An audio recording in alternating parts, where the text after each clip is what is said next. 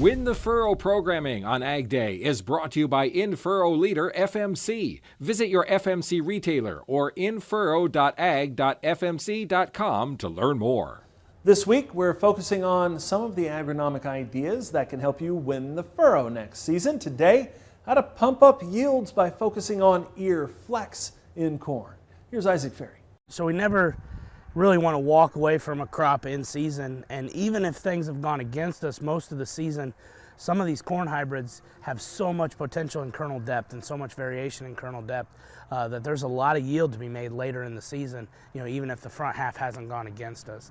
So we know all ears flex, but they can flex in girth or rows around, they can flex in length, and they can flex in kernel depth.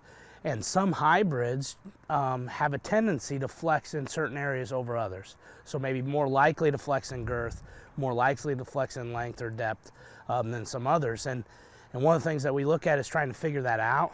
And then once we figure that out, we know when it happens. So girth is being established somewhere in that V4, V6 time frame. Well, if we have a hybrid that's susceptible to flexing in girth, that V4, V6 time frame becomes very important. We want to make sure it has a good day. We don't want it to be deficient of any nutrients during that time frame. Getting it off to a good start, planting in good warm conditions, adding starter fertilizer are how we ensure that it doesn't flex downward during that stage. If we have a hybrid that predominantly flexes in kernel depth, that's happened in the last 40 days of the season.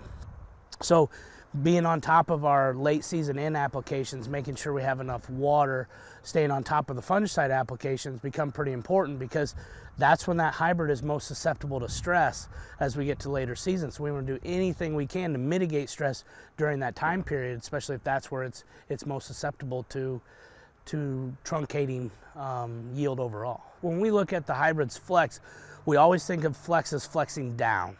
If we flex in length, we're flexing backwards. So we had a high genetic potential for that ear, and then as it's stressed, it starts limiting how long that ear is going to become. So low populations don't cause an ear to flex up. Low populations just allow that ear to get closer to what the genetic potential of that ear was to begin with, because we alleviated stress by reducing the populations. As we increase populations, we increase a little bit of stress in there, and then we'll start to truncate, whether it's rows around or whether it's length. Because we increase stress, it's going to start to work its way down. But flex kind of always happens on the downward movement, not the upward movement. And so flex could be associated with risk, right? So a high flex hybrid means under stress, it's going to start to move down. And if we have flex and girth, that's where our risk time is, right? That V4 to V6 is we have a risk of flexing down in girth, so we got to keep it happy.